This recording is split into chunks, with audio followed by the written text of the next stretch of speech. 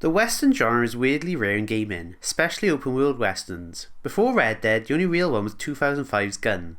Rockstar took a huge risk making a slow, story-driven western. How did a slow cowboy game become one of the greatest open worlds ever made?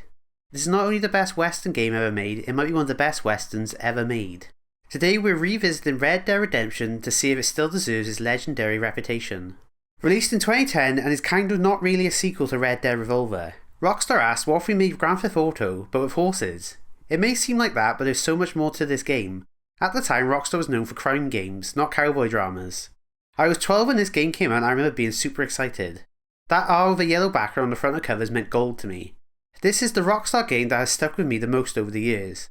I'm assuming most people prefer Red Dead 2, for me it's gotta be Red Dead 1.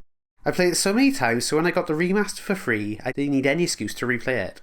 You play as John Marston, who was forced by the government to hunt down his old gang members so he can see his family again. A fairly simple setup, but it works.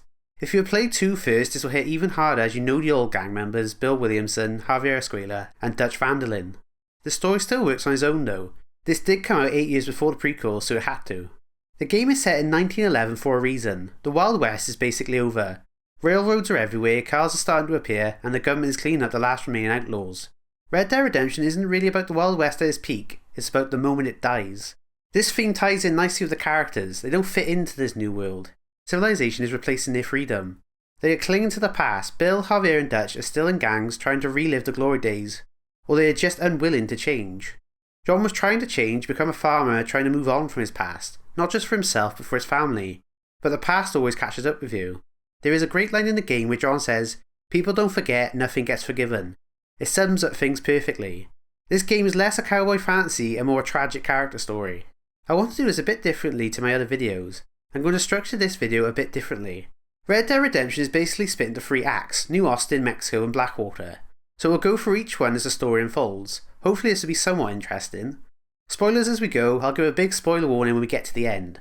The game kicks off with a fantastic intro. The music is calm piano keys as we see the new world. We see a car being moved by a crane, then we see John. The piano stops and the heavy guitar kicks in, and the western music starts playing. It's a great showing that the Old West is still here. John is being walked to a train by 2 officers. No dialogue is spoken, but you can get across John is being forced to get on this train. John is clearly the odd one out on the train. He doesn't say anything, he just listens. People talk about how happy they are civilization has been brought to the savages, and how the governor wants to clean up the state. A priest talks to a girl about flying machines. This dialogue is great at setting up the world, and some of it is more important than it seems at first. Like John will bring up flying machines in the last few missions. Some of these characters also show up later in the game, like Jenny or Miss McFarlane. Once off the train, John will meet his contact. He will say, "You must be John Marston," and John replies with "sometimes." It's a great first line, it makes him seem mysterious and sarcastic. If you know his backstory, you know he used to use fake names. It works on multiple levels considering it's just one word. Next is where you first get to ride a horse. Horse riding is surprisingly great considering Rockstar had only made vehicle games before this. Horses have stamina, trails make them run faster, and you can even match the speed of the riders you're following. It sounds small, but when half the game is travelling across the frontier, it makes a huge difference. A lot of this game will be travelling to your destination whilst talking to someone. On a gameplay level you could say this is boring. For me, the dialogue keeps it from getting tedious. The dialogue is fantastic, which I'm sure I'll point out. Every voice actor does a great job even if they have little screen time. The dialogue is actually quite funny most of the time. No character is boring to listen to, even this first guy. This first guy will go on about getting a lady of the night. They're as fine as cream gravy. John will refuse and say he's married. It's another great aspect of the story. You get little bits and pieces of John's past instead of dumping it all at once. Eventually, John makes it to Fort Mercer, where he has a brilliant plan just walking up to the front gate and implores Bill to come with him. This doesn't go well, and they shoot John instead. John gets rescued by Miss McFarlane and brought to her ranch. It took a whole $15 to save John, so he has to pay her back. This is basically the tutorial of the game, where you learn to shoot and race horses. This is where the dreaded Rockstar black box comes in. You'll have to keep an eye on the top left corner of the screen for messages telling you how to do stuff. Like, they are iconic in their own way, but there has to be a better way of doing this. It always pops up during gameplay. It's nice it doesn't stop the game, but it's hard to read and play. It's also annoying when the box disappears after a few seconds because it wants to load a different box. They are fine for now as this is the intro, but they keep popping up well into the game. Sometimes they tell you obvious things like if the bar empties, this character will die. Like, yeah, of course, it says Nigel's health, kinda gave that away. What stops this tutorial becoming too boring is how goddamn charming Miss McFarlane is. She is absolutely delightful. She comes off as smart and witty. Her relationship with John is great to watch. They are very polite to each other, both using Mr. and Miss respectively. You can tell Miss McFarlane has a thing for John. They are very playful towards each other. One of my favourite convos between them is when she says, "You are being deliberately obscure as a substitute for having a personality." And John replies, "I know there are two fairies to arguing with women, and neither one works." That line never fails to make me chuckle. A little later on, she wants John to call her Bonnie. This is where John tells her he is married. This scene is the highlight of the game. John lays everything out to her. John explains he has a son, he had a daughter but she died. He used to ride in a gang with Bill, and why he's going after him. This scene is where I realise John has a lot more depth than a typical Rockstar protagonist. It is superbly acted by Rob Wheathoff. It is a really special performance to me. He never went on to appear in other games which he easily could have after this. The only time you're going to hear John Marston's voice is in these games, and there's something special about that. This great scene leads into possibly the most annoying part of the game, herding cows. You only have to do this like 3 times in the whole game, but god I wish you didn't have to. I've got the hang of it now. You gotta stay behind the herd to steer them. One will always randomly go off or they'll turn the wrong way. It works fine, if a bit finicky sometimes. After helping out the McFarlanes, John seeks to help the local marshal in order to get into Fort Mercer. Marshal Johnson is a no-nonsense kind of guy, in charge of 2 idiot deputies. He just wants to look after his county and he has a lot on his plate. He will help John if he helps him. He will take on your first real shooting mission. There is a cover system which I tend not to use. It works for the most part, but every so often you try to aim and John refuses because there's something in front of him. The shooting here is good and satisfying enough. The lock-on is very generous. It locks onto the body, then you have to aim up slightly to get a headshot. It does make you feel like a badass even though there isn't a lot to it. You get a variety of guns to take out the targets, like pistols, revolvers, rifles, repeaters and shotguns. There is no real reason not to use the rifles and repeaters in my opinion. They do more damage and have better range than the pistols. Ammo isn't really an issue, so just stick to what you like. I went for all the achievements, so I switched between handguns and rifles regularly. What elevates the gunplay is the sound design. Guns all sound great when they are fired and they have that old school sound. When you are close to enemies you can execute them in a brutal close-up shot. The Marshal has a memorable mission where the gang has been terrorising Ridgewood Farms. It has a great build-up where you see vultures flying overhead and find dead bodies and horses. When you get there you'll find a naked boy that has been strung up in the barn. You rescue the surviving women, and one of them goes hard on the Marshal. It's a short performance but a powerful one. It reminds the player this is a realistic western, not a spaghetti western. The West was harsh and brutal for a lot of people, and it can be easy to forget that whilst playing, so I'm glad this mission is here to remind us of that. After helping the Marshal I started exploring the world more. This is another great aspect of the game. This is one of the most immersive open worlds ever made. New Austin is the first area and it's exactly what I picture when you say western. Towns like Armadale feel like a typical western town. One main street with a saloon, train station, store and a jail. The frontier is filled with different wildlife you can hunt. Birds flying overhead or coyotes chasing you in packs. I get sucked in travelling across the frontier. I really feel like a cowboy. Riding along with the sun setting in the distance is a feeling you can't beat. It's these quiet moments that make the world feel real. Dynamic events help with the immersion. You're not alone out there. Fairly regularly, random people grab your attention. This could be stuff like someone getting chased by wolves, prisoners escaping from a wagon, or a simple camp where you can hear stories. They're always a nice distraction that makes the world seem real. You can ride on past if you don't want to bother, but you normally get something for your time. The only issue with these for me, there aren't enough for how long the game is. You'll start seeing the same ones over and over again by the time you get to Mexico. Every town has its own personality and look to them. They aren't copy and pasted. I mentioned Armadillo. Thieves lands in a swampy area and is run by outlaws. It feels sleazier than the other towns, with people drinking outside and prostitutes coming up to you. In fact, if you have high honour, you'll be shot on sight because you're not one of the outlaws. It's a cool detail. Tumbleweed's an abandoned town with a big mansion overlooking it. It became abandoned when the railway built tracks to go right past it. It used to be a thriving town but now it's overrun by bandits. If you were on YouTube in the 2010s, you'll know this as the haunted town where you could find ghosts. Each of these towns will have their own mini games or jobs you can do. This will be stuff like Night Watch where you patrol the area with a dog, or there's horse breaking. These are neat inclusions but not something I did more than once. There's also bounty hunting. This is where you have to go to your target's location and take them in, dead or alive. You get more money if they're alive. Bounty hunting can be fun but catching targets with a lasso can be frustrating. It works most of the time, but that 10% where John forgets how to throw it drives me insane. The mini games however can be fun. There is poker and blackjack to start. These might be how I learned how to play these in real life. The only thing that annoys me about them is the opponents seem to fold all the time, and they won't take risks. The amount of times I had a good hand and I would raise to the minimum, and it would fold instantly was infuriating. Liar's Dice and arm wrestling are a lot of fun, and I got really into horseshoes this time around. The one everyone copied in school is 5-finger fillet. This is where you have a knife and you have to stab in between your fingers in a rhythm under a time limit. They're simple but they add a lot to the atmosphere. These are the kind of things people actually did back then and they make the world feel authentic. Back to the story. John decides to get the hell of a snake oil salesman, a grave robber and a drunk. Let's start with the salesman, Mr. Nigel West Dickens. He is another highlight of the game for me. The actor does a great performance and his relationship with John is hilarious. He is a massive liar. He tries to make out that he is smarter than he is. John is having absolutely none of it. John gets really aggressive towards him when he starts annoying him. Nigel ropes John in helping him sell his snake oil and winning when he bets on races, so they can make money to outfit the wagon into a Trojan horse. Seth the grave robber can get them into the fort. Seth is nutty. He talks to the dead and is obsessed with finding treasure. I know I keep saying this, but another great performance by the actor. John acts all superior to him because he doesn't mess with dead bodies. Seth will say, is it really better to rob from the living? It's not like the dead need it no more. You can tell John is starting to lose his patience with him the more missions you do for him. Seth gets excited when he finally finds the treasure and he does a little dance. Then it turns out it's just a glass eye. The last member of the team is Irish, the drunk. He can find us a machine gun. We meet him when he is getting beat up by a Welshman and a Frenchman. As a Welshman myself, I can honestly say I've never heard a Welshman say boyo legitimately. I really like Irish, I think it's the accent. He is a scumbag. In the first mission he tricks you by saying the gun is somewhere it wasn't. Then the next time you meet him he'll say the gun is heavy and you need a wagon to transport it. John says, and how was I supposed to transport it the first time?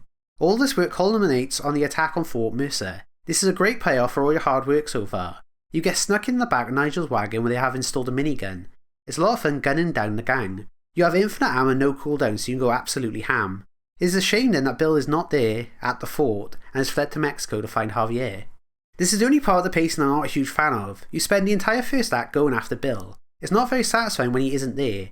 Then when you get to Mexico you're hunting down Javier and Bill. Javier doesn't get as much build up as Bill. The mission you first meet him is the same mission you take him out. The literal next mission you take out Bill. It makes the pacing feel odd.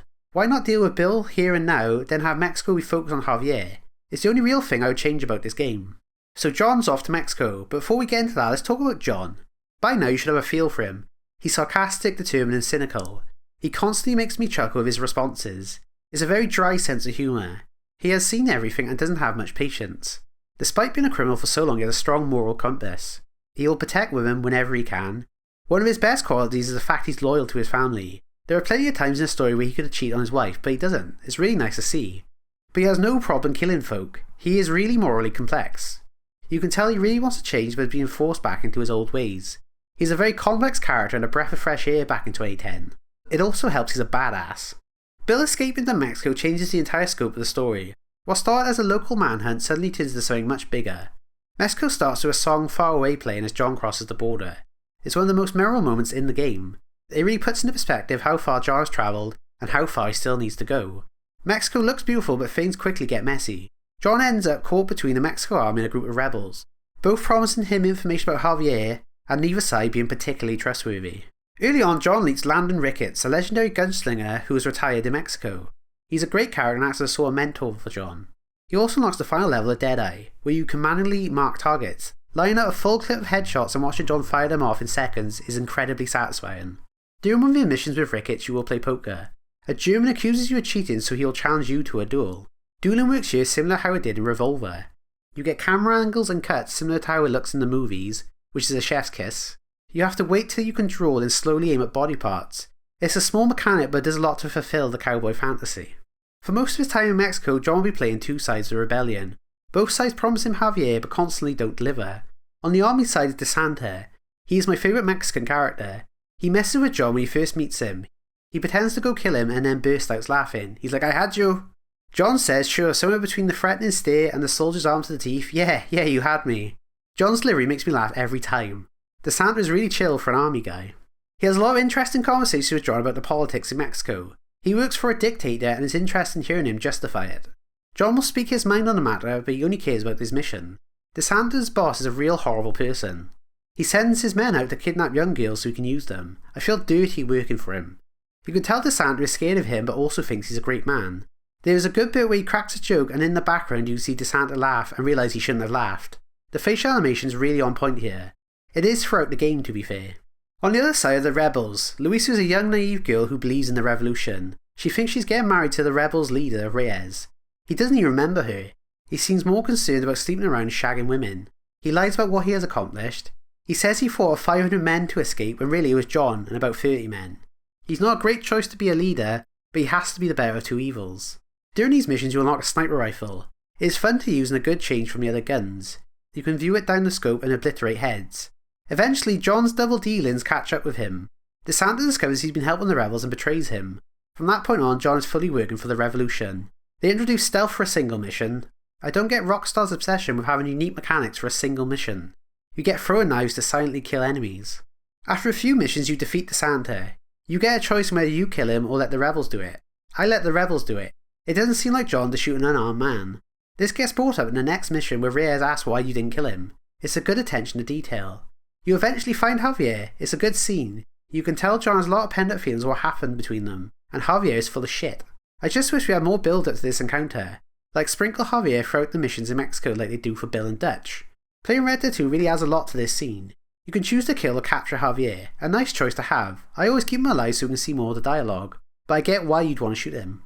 The revolution eventually succeeds, but it comes at a cost. Luisa dies trying to save Reyes, and he barely even acknowledges it. It perfectly sums up the kind of leader he is. The rebellion wins, but nothing really feels better afterwards. In the chaos, John finally catches up with Bill Williamson and kills him, ending the long chase that started way back in New Austin. Before we head back to America to find Dutch, I want to talk about 100% in the game. To do this, you need to unlock all the outfits and complete challenges. Outfits are fun to unlock. You have to do a bunch of different tasks like complete stranger missions, winning minigames, capturing bounties and clearing gang hideouts. Most of the outfits look good and they come with perks. Most of the perks are useless, but by the time you unlock them you won't need to use that perk. A lot of them will be gang outfits so the gang will attack you when you wear it, but by the time you have it you won't need to interact with that gang. Challenges can be fun and frustrating to do. They're split into 4 types. You have to do them in order, rank 1 to 10. It's annoying because you could probably do the higher ranks easier in the early game, but you can't get to that rank because it's locked behind area progression. For the sharpshooter challenge you have to kill 3 bears with 1 bullet each. Bears are locked to the last area of the game. The next rank is shoot the hats off of 2 people and disarm 2 people. Like this rank could have easily been done at any time. Why do you have to wait till the end of the game? It would be much better to complete any rank at any time. The 4 challenge types are sharpshooter, which is about shooting, hunter, which is about killing animals. The game has amazing coding where you need a certain animal, they don't spawn. Then when you don't need them, they spawn everywhere. These are the 2 funnest challenges. The next is treasure hunter. You'll find maps that'll lead you to treasure. I enjoy figuring these out. The worst challenge are the survivalist. You have to pick flowers, that's it. It's boring and the number you have to pick goes out of each rank. I really don't get the plant picking. It feels like there should be a crafting system involved where you can make different bullet coatings with different plants. But that doesn't exist. Someone at Rockstar really wants you to pick plants for some reason. I think the game is more enjoyable when not going for 100%. It's not hard, just time consuming. I'm glad I finally did it, but I can't imagine I would do it again on repeat playthroughs. A quick shout out to the presentation as well. The game still looks stunning after all these years. Environments are pretty and varied from deserts, dusty town, forest and a snowy mountain. The lighting's also fantastic. I love when I'm in tall trees and the moonlight brightens up the area. It's also a great place to get jump scared by bears. Who knew they were so quiet? The cutscenes are well shot, they look cinematic. This game captures the spirit of classic western films, in look and tone. It feels right at home with the good, bad and the ugly. I forgot to talk about the strangers and freaks. These are the game's side missions. They are very hit and miss. Gameplay wise they are underwhelming. A lot of them will have you go up and talk to someone and then go somewhere else. This one in Blackwater can be done in 2 minutes, you literally just walk across the park. The characters you interact with are the appeal here. Some are really interesting, some aren't. A lot of them feel like jokes. One has somebody making a flying machine and what you know it turns out it can't fly and he dies.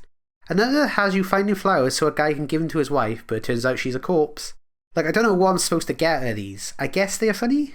The best strangers are the ones that give you a moral dilemma.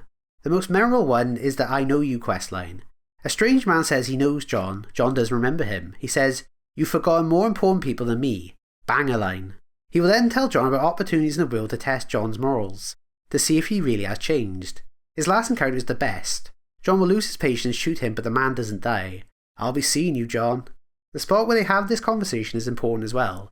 It's a good quest line that spawned a lot of videos trying to figure out who the man was, even though it's quite obvious. We're in the home stretch now. John has returned to Blackwater to see the 2 officers from the start of the game. The main man is Edgar Ross. He is a cunt. He won't let John see his family till Dutch is dead. He has no qualms in insulting or teasing John. The dialogue between them is on point here. Ross says, "You robbed 40 banks that we are aware of." John replies, "They told us there was a prize when we got to 50.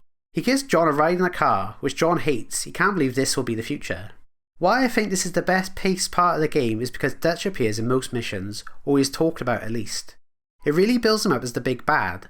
The conversation John has with Dutch are brilliant. We don't get to see him a lot in this game, but from what little there is, you can tell they share a past. You can tell they don't really want to kill each other. Dutch asks about John's wife and son. There's a great line where Dutch talks about John's wife. We all had her, but he married her. Such an awful thing to say. The final assault on Dutch is epic. You start off manning a machine gun in the back of a car, then you have to raid a fortress with a few army men. When John finally gets to Dutch, he says he has to do this alone. Fuck yeah, let's go. We eventually corner Dutch to have one final conversation. This scene is elevated by playing Red Dead 2. Dutch accepts he never really changed anything, and he can't change himself. He says a banging line, when I'm gone, they'll just find another monster. His last line is, our time has passed, John. He falls off the cliff. John couldn't shoot him in the end. Dutch's death feels symbolic. It's not just the end of a villain, it's the end of the entire era. The old world of gunslingers and outlaws has no place anymore. Civilization has finally caught up. I've tried not to mention Red Dead 2 too much as this game stands on its own without it, but the whole game gets elevated if you have the context of that game. It is incredibly well done. John has completed his mission and is allowed to see his family. I actually smiled so hard when John got to hug his wife. I can't help but feel happy for him. Now if this was any other game in the 2010s, the credits would have rolled here. The next few missions feel like an epilogue. At this point it feels like the story is winding down. John finally has the quiet life he wanted, but if you played this game, you know it doesn't last. John spends time with his family and tries to get his ranch up and running. These missions may seem boring, but that's the point. John's trying to get back to the quiet life. You can tell Jack, his son, has missed having his dad around. He's a bit of a brat who likes to read, but you know his dad hasn't been around much, so who can blame him? John wants to change that. He even takes him hunting, which they bond over. John's wife Abigail is very likeable. She teases him as much as he does her. He jokes about her bad cooking more than once. She gets jealous when Miss McFarlane sends John a letter. Abigail can't read. Bonnie just wants some corn. There is a fun scene where both ladies meet. You can tell they would really get on. The scene also sticks on Miss McFarlane a little long, where you can tell she's disappointed that John is married. It's an unnecessary touch, but a good one. This whole section with the family only lasts about an hour or so. I always think I have more time before the final mission. This is the big spoiler. Warning, this is the last mission. A sense of dread washed over me as I read the mission title. The last enemy that shall be destroyed. John has a chat with Jack. They joke about Jack writing a book called The Day John Marston Stopped Shooting. John says people like shooting on them things. You can't help but think they are talking about the game. John asks Jack about the flying machines he heard about in the intro. Uncle shouts out men are coming. The tone from the last hour shifts. John tells Jack to go hide with his mum. The army launches an attack on the ranch. Uncle dies and the Marston family ends up in the barn. John tells his wife and son to go on a horse and ride. Don't look back, he'll be right behind them. I know what's coming and I get choked up. I'm getting teary-eyed writing this now. John looks out the barn doors and sees he is outnumbered. He steps out and takes out as many as he can, but he gets gunned down brutally. He has a slow, agonising death where you can hear his last struggling breaths before he hits the floor. This was extremely shocking when I played it back in 2010. This did not happen to protagonists in games. Sure, John could have probably ran with his family, but they would never stop chasing him down. He sacrificed himself for his family. This was the moment of his redemption. I never cried before at this scene. Yes, I thought it was incredibly sad. This time round though, I don't know, it got me. I knew it was coming, maybe because this is the first time I've played this one since beating Red Dead 2, or maybe because I'm a lot older now. It got me. He tried to change to become a better man, but it didn't make a difference. This deserves to go down in gaming history. This is the most impactful moments in gaming. The day John Marston stopped shooting. We then switch to Jack and ride back to find John. It's incredibly sad and tragic. They buried John on a hill where the strange man stood. It's now a few years later and Jack has grown up. He is now the playable character. For years I thought this was the ending. I always lost all the will to play at this part. I don't want to play as Jack. Why continue? I didn't find out till years later there is one more mission. Jack hunts down Edgar Ross to get revenge. I'm sure some people love this. For me, I'd rather not have it. It's a more powerful ending to me if we don't see what happens to Jack. It's just sad. John didn't want this life for him, and yet he has it anyway. That's Red Dead Redemption, easily one of the most immersive games I've ever played, with one of the most impactful stories and characters. This is without a doubt my favourite Western media ever. No film could ever top this. It's not perfect, but it is a masterpiece, and Rockstar's best game. It was so good that no other companies even tried to make a Western game after this. What's the point? They couldn't top this. What makes Red Dead Redemption so powerful isn't just that it's a Western, it's that it's a Western about the end of the West. A story about a man trying to change in a world that has already decided what he is. I should really end the video here, but we've got one more thing to talk about. One of the best DLCs ever made, the Undead Nightmare.